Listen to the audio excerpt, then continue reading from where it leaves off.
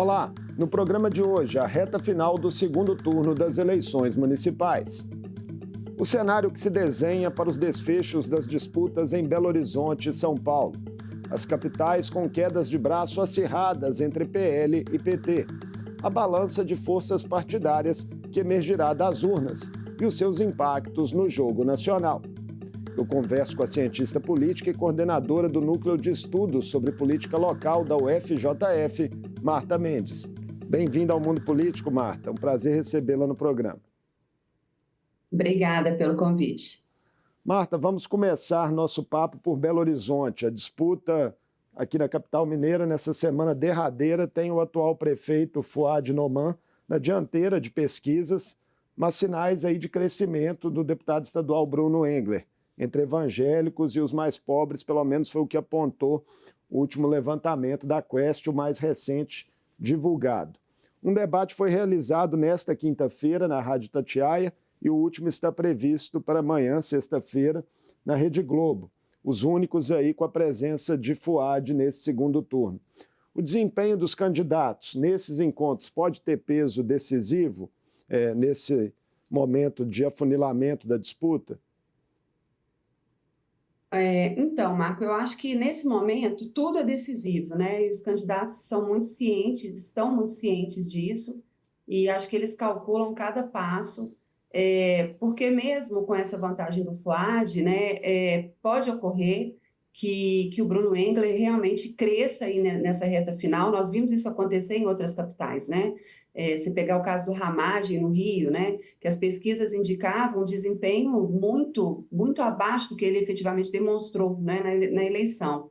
Então, existe a possibilidade dele crescer, e aí o debate, claro que conta, né, principalmente porque muita gente que ainda está indeciso e que, né, vai esperar esses últimos dias para se decidir, pode considerar o desempenho do debate para tomar a decisão final.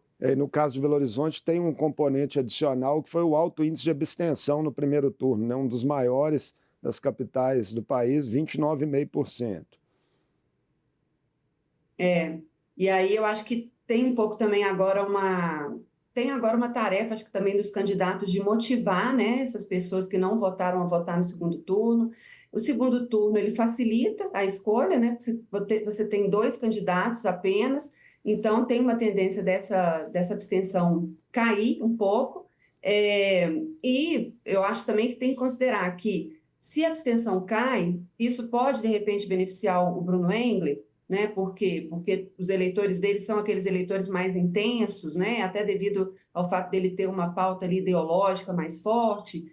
E ainda pode ter aquele eleitor que ainda resiste um pouco a votar no Fouad, né? Um eleitor que queria outra opção, mas que pode agora, nessa reta final, fazer aquela coisa do voto útil, né? E votar no Fouad, aquele que não fez o voto útil no primeiro turno. Então, pode ser que a abstenção caia, né? Porque você tem um cenário mais facilitado para o eleitor, né, de uma escolha entre duas opções. De fato, o bolsonarismo, né, como uma força aí de direita, tem mostrado uma tração, né, nas últimas eleições de reta de chegada, né? Sim, isso é uma tendência que a gente observa. E que algumas pessoas explicam um pouco, talvez por um voto um pouco envergonhado, as pessoas que não querem admitir que votam no Bolsonaro, ou né, quando era o caso do Bolsonaro, ou naqueles que o Bolsonaro está apoiando. Às vezes os candidatos que têm aquele estilo, né, muito ruidoso, às vezes muito agressivo, como foi o caso do Pablo Marçal, em São Paulo, e que pode deixar assim, o eleitor um pouco tímido para assumir, né, o apoio, e aí acaba que, quando vai chegando mais perto da eleição, né, essas pessoas têm que tomar uma decisão, e aí elas finalmente acabam indo para esse lado. Eu acho que a gente está vivendo um momento na política brasileira já há alguns anos, né, de um agravamento muito sério daquilo que a gente já via há muitos anos, que não é novidade, que é desse enorme descontentamento com a política, com as instituições políticas, e essas figuras, em grande medida, tentam capitalizar em cima disso, né? Com esse discurso disruptivo, com esse discurso contra tudo que está aí, né? Que é uma frase que a gente costuma ouvir muito da parte deles. E eu acho que isso tende também a mobilizar o eleitorado, né? Mais do que aquele candidato da direita tradicional, às vezes um candidato do centro, mais moderado. esse discurso antissistema, você acredita que ele chega talvez aí para ficar por algum tempo na política brasileira, né, a partir desse desempenho de Marçal em São Paulo? Bom, eu acho que talvez seja mais fácil a gente dizer que essa direita fortalecida, renovada, né, de alguma maneira, ela chega para ficar por um bom tempo, né? Se ela vai continuar adotando esse discurso antissistema ou não, eu acho que isso vai depender dos acontecimentos. A gente vê, hoje tem muita gente avaliando, a partir dos resultados do primeiro turno, que direita é essa, né? Tem um consenso de que a direita saiu fortalecida, e uma questão é entender qual direita saiu fortalecida. É aquela direita tradicional que sempre existiu no Brasil, ou é essa direita mais extremada, mais radicalizada, né? Então, entender um pouco a força relativa desses dois grupos. A gente sabe que tem disputas internas aí, né, nesse grupo. E aí, você tem essa direita mais radicalizada, mais extremada, é a direita que vem com esse discurso anti-establishment, antissistema, né, que vai acusar a corrupção do sistema e das elites. Só que, à medida também que eles vão entrando, né, que eles vão se elegendo e que eles vão assumindo posições dentro dessas instituições, isso vai tornando um pouco mais difícil para eles sustentarem esse discurso com o tempo. Então, é difícil saber em que medida, né, que esse discurso permanece ou em que medida que a direita vai encontrar outros caminhos, ela vai adaptando a sua retórica, né, aos novos acontecimentos, a novos processos e a novas conjunturas. Voltando aqui para o cenário de BH, nos últimos dias as propagandas de TV e rádio de Fuad e Bruno subiram o tom aí em ataques, né, de lado a lado. E da parte de Bruno Engler, né, há uma aposta clara em tentar desgastar o prefeito com temas da chamada guerra cultural, pautas de costumes, sem tanta relação com políticas públicas locais. O que essa estratégia mira? Pois é uma estratégia lamentável, na verdade, porque ela resulta num empobrecimento, né, significativo do debate público. Agora, é importante também admitir o seguinte: isso não é novo, a gente já vê há algum tempo um grande esvaziamento nos debates no que tange propostas concretas, né, de políticas públicas. Então, a gente vê muitas vezes o candidato reconhece os problemas, né, reconhece ali que existem problemas em várias áreas, mas na hora de apresentar políticas concretas, né, eu acho que os debates têm deixado muito a desejar já há algum tempo. Eles estão muito personalizados, ou seja, o debate muito centrado na figura do candidato, nas suas qualidades, nos seus defeitos, né, nos seus atributos. Só que com esse fortalecimento dessa ultradireita, isso se agravou, isso se aprofundou, né? Porque a gente agora vê os debates às vezes se transformar numa verdadeira arena de batalha, né? Num campo de guerra, com muitas acusações mútuas e com muitos assuntos. Não é que esses assuntos não sejam relevantes, né? E também eu não vou dizer que são estratégias para distrair o eleitor daquilo que realmente importa. Mas é que muitas vezes os candidatos estão falando de temas sobre os quais eles nem têm tanta influência, né? Em termos de políticas públicas. E aquelas questões mais urgentes do dia a dia das pessoas, dos problemas muito sérios que elas estão vivendo nas grandes cidades, saúde, educação, segurança, o transporte público, essas coisas às vezes são deixadas de lado do ponto de vista de debate efetivo de propostas e de políticas, e o debate vai sendo ocupado, né, ou por essas acusações mútuas, ou por essa chamada guerra cultural, né? E eu acho que isso é lamentável em grande medida, justamente porque as cidades brasileiras, como em várias outras partes do mundo, estão vivendo problemas seríssimos, problemas que precisam de soluções urgentes, né? A gente vê aí a questão do meio ambiente, por exemplo. Já as peças, né, do prefeito Fuad, desta reta final, vem destacando aí condenações à campanha de Engler por fake news e apontando o adversário como extremista. O prefeito conseguiu, na sua avaliação, Marta, fazer acenos mais claros ao eleitorado de centro que optou por outros candidatos no primeiro turno? Talvez seja isso que explique a dianteira dele de momento nas pesquisas? Eu acredito que sim, acredito que um pouco isso, né? O Fuad ele não era um prefeito bem avaliado, é bom a gente lembrar, né? Mas eu acho que tem uma rejeição forte ao Bruno Engler, tem um medo da incerteza que ele representa, né? A associação dele com o Bolsonaro, se por um lado é um ativo político para ele, né? Um capital que ele mobiliza, mobiliza uma base, que não é uma base majoritária, né? Ele não pode falar só para esse eleitor, ele está disputando um cargo majoritário. E eu acho que ele está sendo menos eficiente em fazer uma mensagem, né, mais abrangente, que seja capaz ali, de chegar nesse eleitor mais moderado, né, do qual ele precisa para ganhar a eleição, do que o Fuad, que mesmo com uma popularidade baixa, né, ele representa menos incerteza. O eleitor mais ou menos já sabe o que esperar, mesmo o eleitor que não tenha gostado do primeiro mandato dele, sabe que não vai ter grandes surpresas, enquanto o Engler abre aí, né, um universo aí de incertezas muito grandes. O segundo turno marcou também uma diferença das campanhas aqui em Belo Horizonte em relação à polarização nacional. Enquanto o Engler seguiu apostando, né, na vinculação a Bolsonaro, Fuad preferiu não usar o apoio de Lula em peças oficiais da campanha.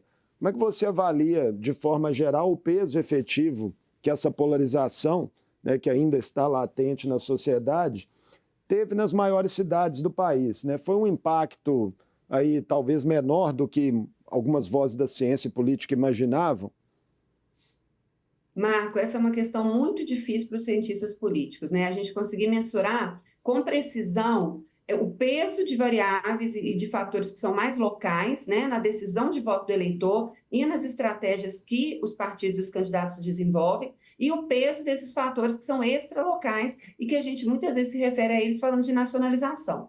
Então, assim, o que eu acho que dá para falar com alguma segurança é: as capitais, elas sempre vão estar mais sujeitas a algum tipo de nacionalização, porque os partidos priorizam, né? Os partidos nacionalmente falando, eles vão dar importância para as capitais, e principalmente se tratando dos maiores colégios eleitorais. Então, é importante para eles garantir ali também a vitória dos seus aliados. Então, esses espaços, eles tendem eles estão mais sujeitos a essa nacionalização. Que aqui eu estou usando esse conceito pensando no quanto que as lideranças da arena nacional, as questões da agenda nacional, elas interferem, né, no local, seja na hora do eleitor tomar decisão, seja na hora dos partidos e dos candidatos estabelecerem as suas estratégias.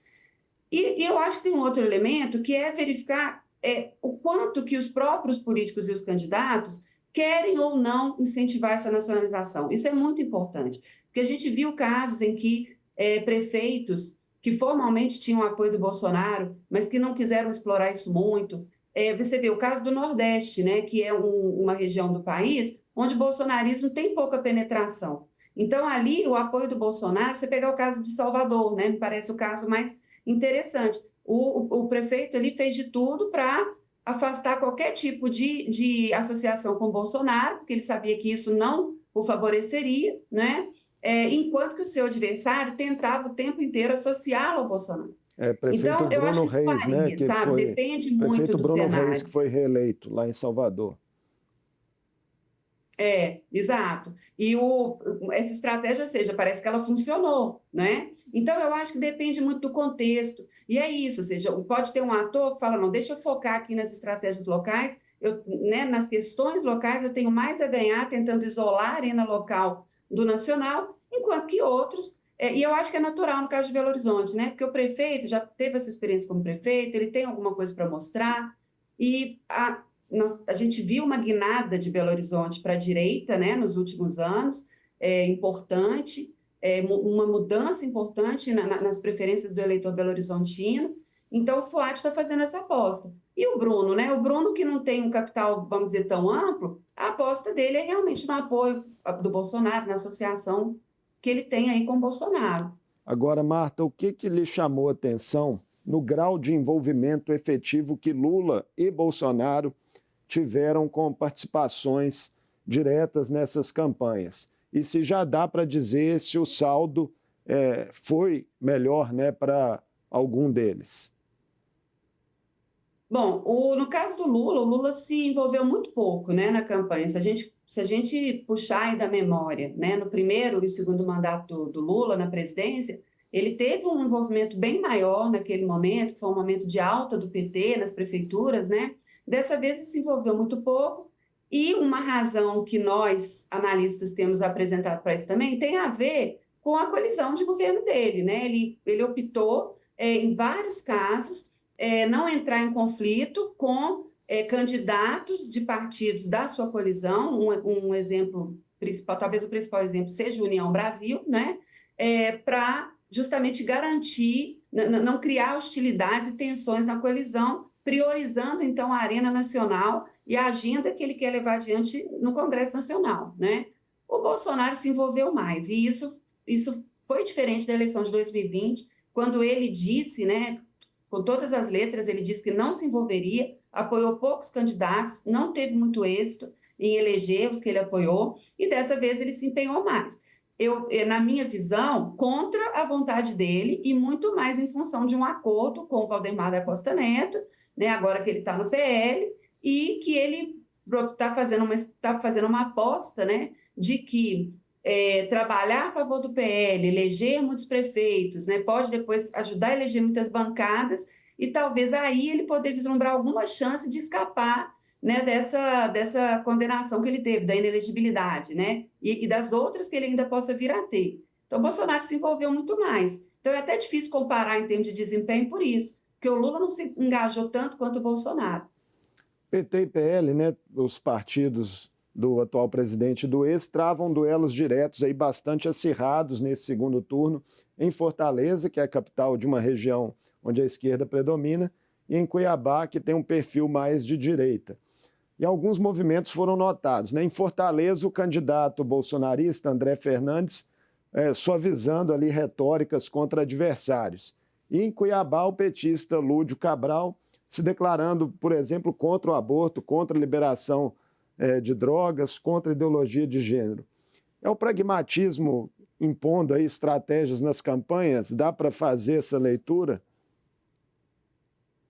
Isso é do jogo, né, em certa medida, mas isso tem um efeito também um pouco deletério, eu diria, porque isso embaralha muito as peças para o eleitor, né? Pensa bem. E a gente vem desenvolvendo um projeto de pesquisa onde a gente está percebendo exatamente isso. Como que cada vez mais está difícil separar o que é pauta da esquerda e pauta da direita, porque você tinha pautas que eram tradicionalmente associadas à esquerda, né, que vieram que receberam atenção pública, que entraram na agenda governamental graças a esforços de movimentos progressistas. Eu estou aqui falando, por exemplo, da questão do combate à violência contra a mulher, né, e que hoje é uma pauta de muitas mulheres legisladoras, né, no executivo de direita. Então, então, assim, a gente hoje vê em vários campos uma certa confluência. Eu não estou dizendo que é a mesma coisa, eu acho que a maneira como cada campo né, significa, o tom que é dado, tem diferenças e isso é importante, mas é isso que você está dizendo, ou seja, enquanto a gente observa da parte dos candidatos de esquerda, né, essa direção, esse movimento em direção ao centro, né, a gente também observa em alguns candidatos da direita, né, alguns vão para o tudo ou nada mesmo, a gente viu o Pablo Marçal em momento nenhum, né, em São Paulo, puxou o freio ali e apostou na radicalização mesmo, né? Mas a gente vê muitos movimentos também nesse sentido. O Bolsonaro fez isso, né, durante a tentativa de reeleição dele. Em vários momentos ele deu ele tirou um pouco o pé ali do acelerador, daquela coisa do acirramento que ele estava constantemente provocando. Isso tem acontecido sim em vários cenários e é natural que aconteça por se tratar de uma eleição majoritária, né? E os grupos extremistas, né, radicalizados, eles não são a maioria no país. Então, para ganhar uma eleição majoritária com um discurso muito extremado, só em condições muito específicas, quando você tem assim uma confluência de muitos elementos, que foi o que aconteceu em 2018. Falando, você tocou em São Paulo, né, nessa resposta sua, acho que é importante a gente olhar para lá um pouquinho também para essa reta final. O prefeito Ricardo Nunes chega aí com uma vantagem menos apertada nas pesquisas, né, em torno aí de 9, 10 pontos sobre Guilherme Boulos, segundo a Quest mais recente. Como é que você viu as estratégias das campanhas, né, de Nunes e de Boulos mirando os eleitores do coach Pablo Marçal nesse segundo turno? Marçal que chacoalhou ali o cenário no primeiro turno, com a campanha, né, antissistema, um discurso muito agressivo. Boulos, inclusive, aceitou participar de uma sabatina com Marçal, que está prevista para amanhã, aceitou um convite de Marçal para isso, e Nunes não. Né? O Nunes ficou numa situação complicada em relação ao Marçal no segundo turno. Eu acho também em função ali dos embates, né, muito intensos que eles tiveram, que não é diferente com o Boulos, mas no caso do Boulos é esperado, né? Então nós estamos falando ali de um candidato da esquerda, um candidato de uma direita radical. E com o Nunes, como você disse, né, o Marçal, em todos os debates, ele foi um elemento completamente perturbador, ele tirou todo mundo ali do eixo, né? E acho que era exatamente o objetivo dele, é a tática, né? Desde o início é a tática que ele usa. E isso inviabilizou uma aproximação entre eles no segundo turno. Existia, logo após a vitória do Nunes, né, em termos de ter saído como mais votado do primeiro turno, aventou-se uma possibilidade de apoio ali do Marçal, mas ela não foi adiante, né? E eles ficaram ali realmente numa situação de conflito. Agora, a questão das duas campanhas é se eles conseguem, o quanto eles são capazes de mobilizar esse voto, porque, em princípio, a gente tenderia a pensar que não tem muito mistério, né? Ou seja, o eleitor do Marçal não vai votar no Boulos. O eleitor do Marçal vai, naturalmente, ou ele vai anular o voto, ou ele vai votar no Ricardo Nunes, que estaria mais perto, programaticamente, ideologicamente. Mas as coisas não são tão simples assim. Até para quando a gente olha para o perfil desse eleitor, né? A penetração que o Marçal conseguiu ter em áreas onde o PT tinha uma influência grande, né? Junto à classe trabalhadora, junto a eleitores mais pobres, e a mesma penetração que o Nunes também tem aí. Boulos Então, pode eu estar acho que tem mirando uma um cartada esforço. final aí, né, ao aceitar participar desse bate-papo na internet com Marçal, né? Assim, eu pessoalmente não sei se é uma boa estratégia. Com base no comportamento do Marçal nos debates, eu não consigo imaginar o que alguém tem a ganhar se expondo a uma discussão com ele, né? Porque são táticas as mais desonestas possíveis, enfim. E principalmente depois que ele inventou, né, aquela mentira que muito rapidamente foi desmascarada e que muita gente acredita que foi em função daquilo que ele ficou fora do segundo turno. Mas a gente vê claramente, eu acho que na campanha do Boulos, essa ideia de que é possível atrair esse eleitor do Marçal, esse eleitor desiludido, esse eleitor de baixa renda, esse eleitor precarizado, né? E a mesma coisa com o eleitor do Nunes, que já votaram no PT ano passado, né? E que poderiam agora voltar a dar um voto de confiança para a esquerda. Marta, Não olhando é uma agora. tarefa fácil, né? Mas não é impossível.